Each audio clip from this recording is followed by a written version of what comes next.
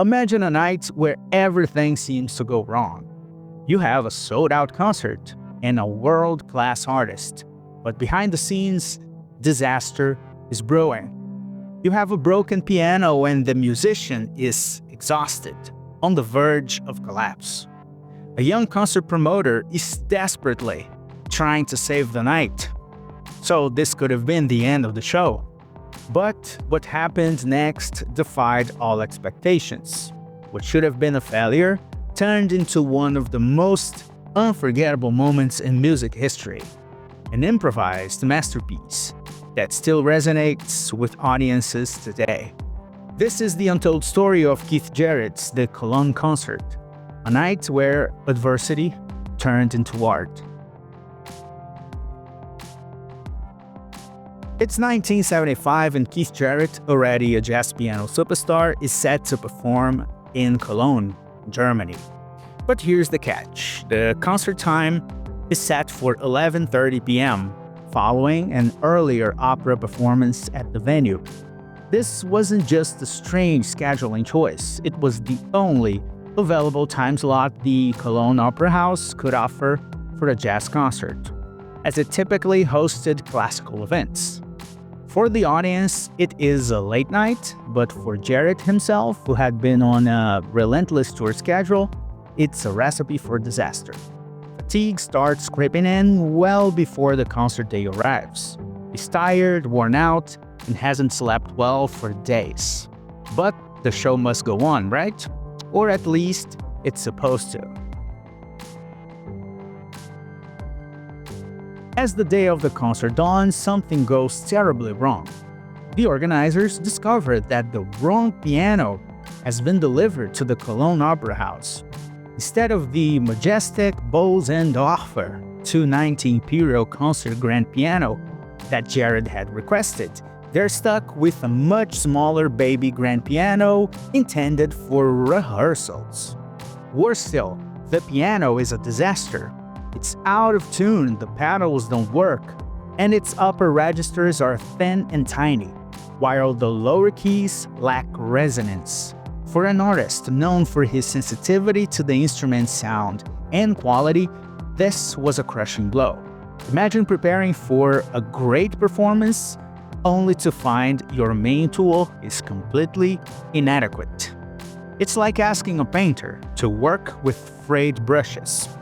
Keith Jarrett walks into the venue, sees the piano, and his heart sinks.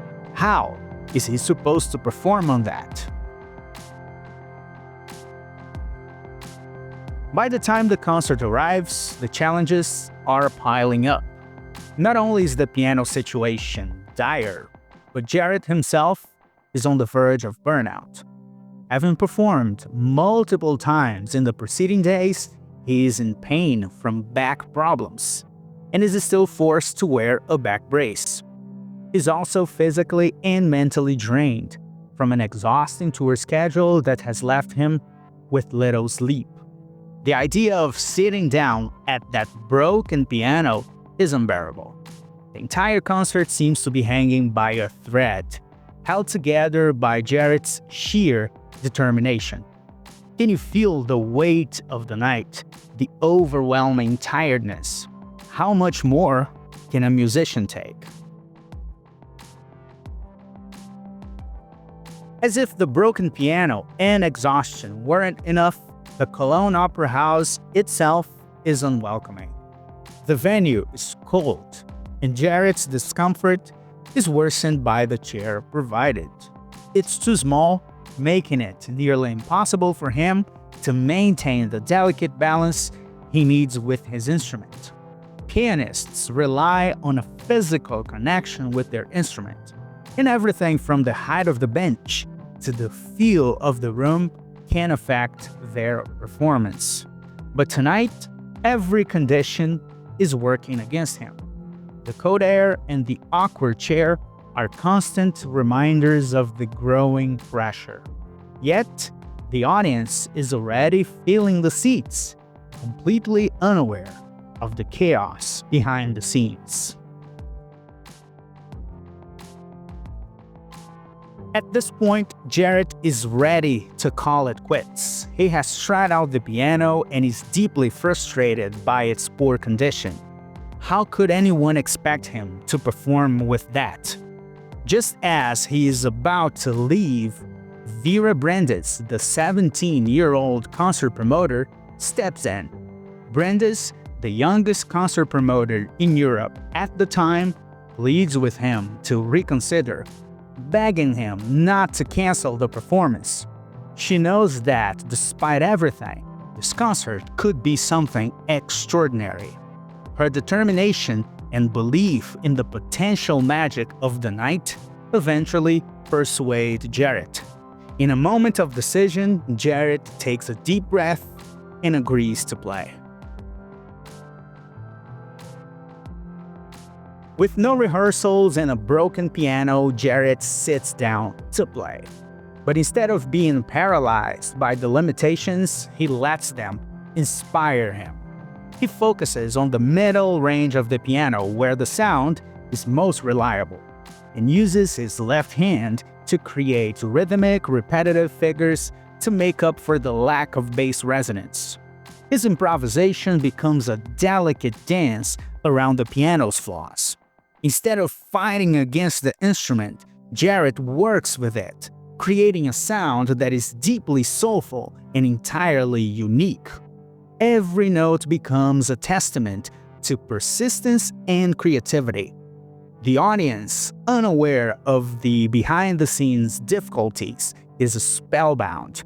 What they witness is not just a performance, but an artist transforming adversity into beauty. When the concert ends, the audience is in awe. No one expected what they just witnessed. The imperfections of the piano, Jarrett's fatigue, the cold venue, all of these factors should have led to disaster. Yet, they became part of the magic. The recording of the Köln concert would go on to become the best-selling solo piano album in history. Jarrett, exhausted but fulfilled, had no idea at the time that this troubled concert would be remembered as a masterpiece. Critics and fans alike would come to praise the album for its emotional depth, creativity, and innovation. The story of the Köln concert is more than just about music.